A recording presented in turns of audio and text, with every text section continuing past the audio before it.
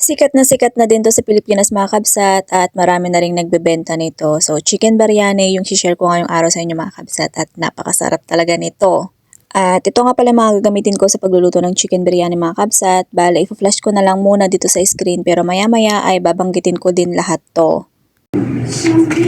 Una, ilagay natin yung fried onion. Yogurt. 1 piece lang. Oo, plain yogurt siya. Plain yogurt? What's yogurt? Plain yogurt. Right here. Bawang, tapos sili, tapos luya. Ginger.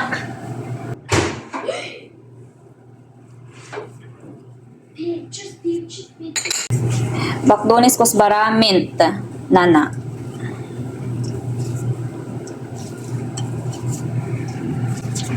Tapos, mga baharat, mga pampalasa.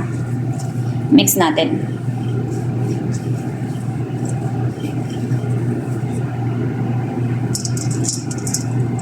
Ang sarap na nito.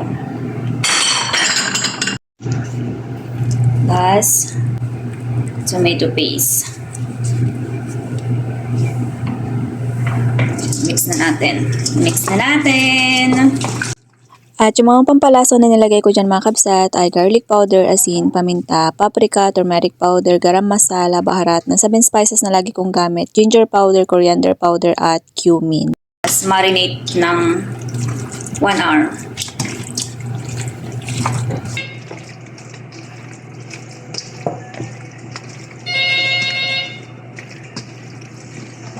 Muntik ko nang makalimutan mga kabsat yung lemon. Bali, half ng lemon lang yung nilagay ko dyan.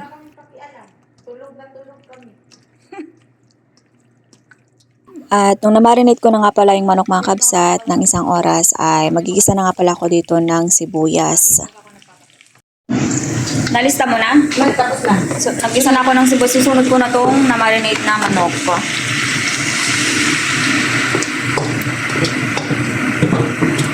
Tapos lulutuin ko kasi may kamatis to eh.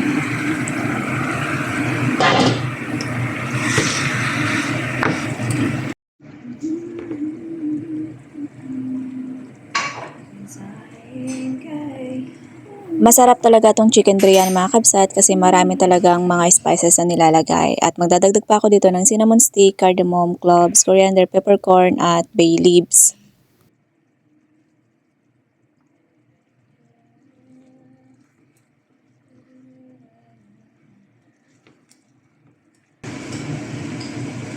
Ang bango-bango niya oh.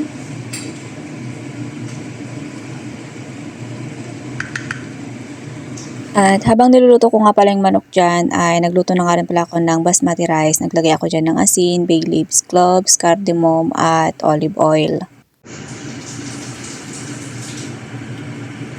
Okay lang naman.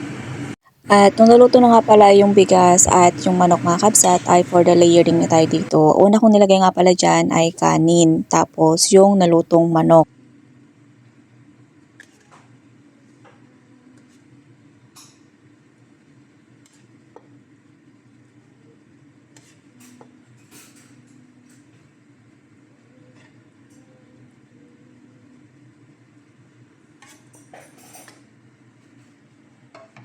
At magdadagdag nga rin pala ako dito ng napritong sibuyas mga kabsat. Tapos maglalagay na nga rin pala ako dito ng bakdunis, kusbara at mint.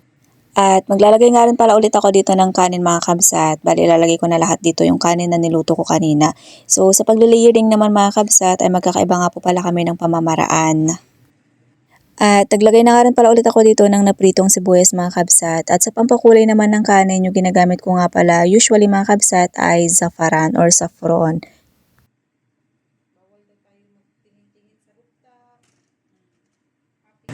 At yung mga nilagay kong green leaves dyan ay parsley, coriander, at mint.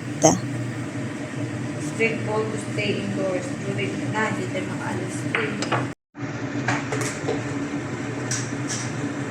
At isasalang ko pa ito mga kabsat ng mga 20 minutes sa mahinang apoy.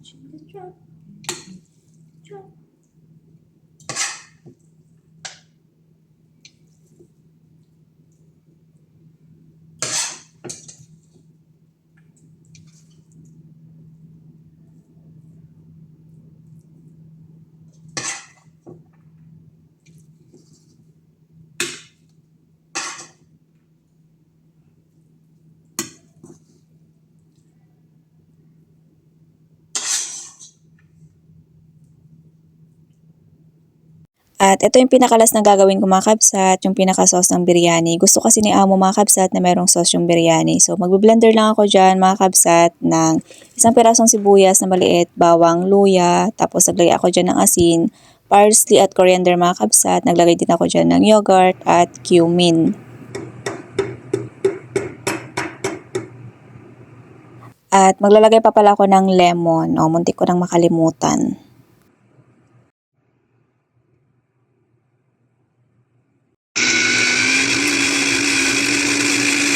So, para may konting kagat ng anghang mga kabsat, naglagay ako dyan ng crushed red pepper para medyo maanghang. So, yun lang for today's video mga kabsat. Thank you for watching. God bless. Bye!